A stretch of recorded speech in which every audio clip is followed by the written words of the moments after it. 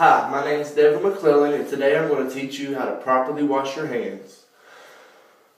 Let's just suppose you're at your favorite restaurant and you have a nice meal with your family. Some of your friends are there also. You might have a drink, whatever floats your boat, and you get nice and full of whatever, and you go to the bathroom.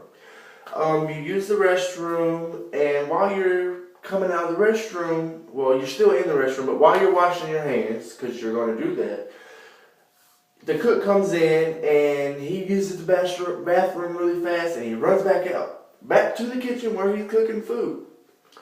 What's wrong with that picture?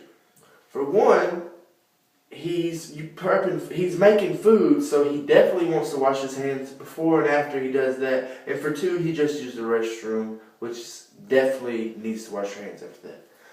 According to the Center for Disease Control and Prevention, 90% of illness and germs can be prevented by properly washing your hands. That's a huge amount. This isn't a 2% thing where it might help.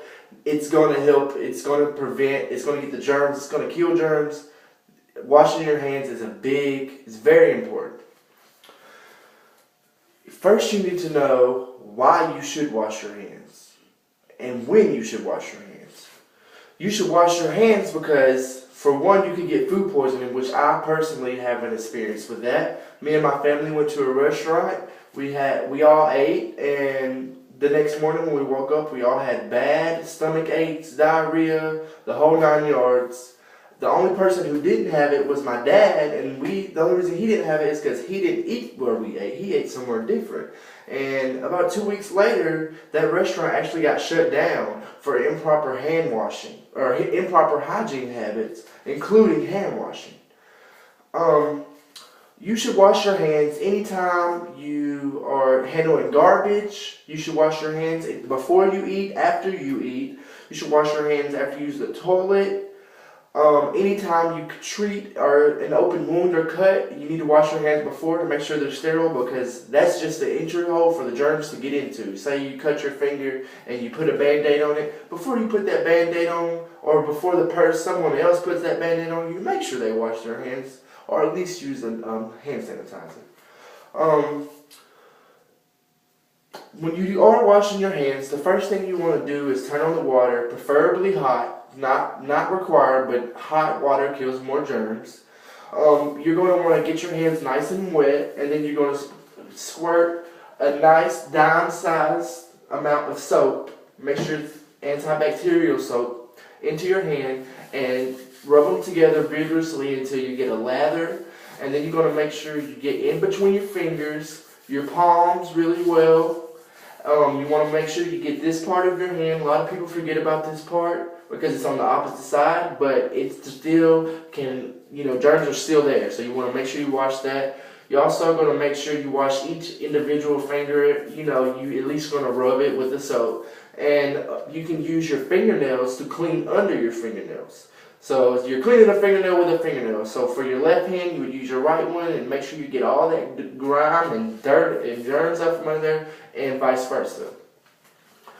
And after you get done with that, you're going to make sure if paper towels are available, you're going to make sure you take a paper towel and you turn off the water with the paper towel, especially in a public restroom, because you don't know who touched that, and maybe they didn't know how to wash their hands because they didn't have me doing this perfect speech to tell you how to do that.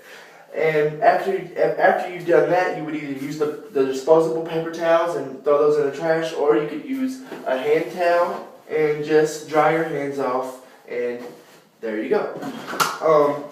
Also, sometimes I know you go camping, you are in the car, you go through the drive-thru, you grab something to eat, and who has a sink in their car? Besides Mitt Romney. Just kidding. But sometimes you're going to have a substitute for washing your hands. So you always want to make sure you have hand sanitizer readily available. Make sure it's alcohol-based, because that kills 99.9% of germs. So make sure it's alcohol-based. We don't want any lollygagging, fragrance, alcohol-free lotion, because that's just going to go on top of the germs and mix it together, and you're going to have a lotion of germs.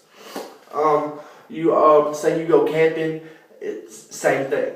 With the hand sanitizer, all you want to do is, if your hands are soiled, like with actual stuff you can see, like say you have barbecue sauce on your hand or mud on your hand, the hand sanitizer is not going to work. You're going to need some water. But if your hands are visibly clean and you're getting ready to eat something, or you're on, like I said, camping, you just squirt a good amount in your hand and you do the same procedure with the hand sanitizer as you would with the soap, and then you let it air dry. Oh, thank you for listening to me.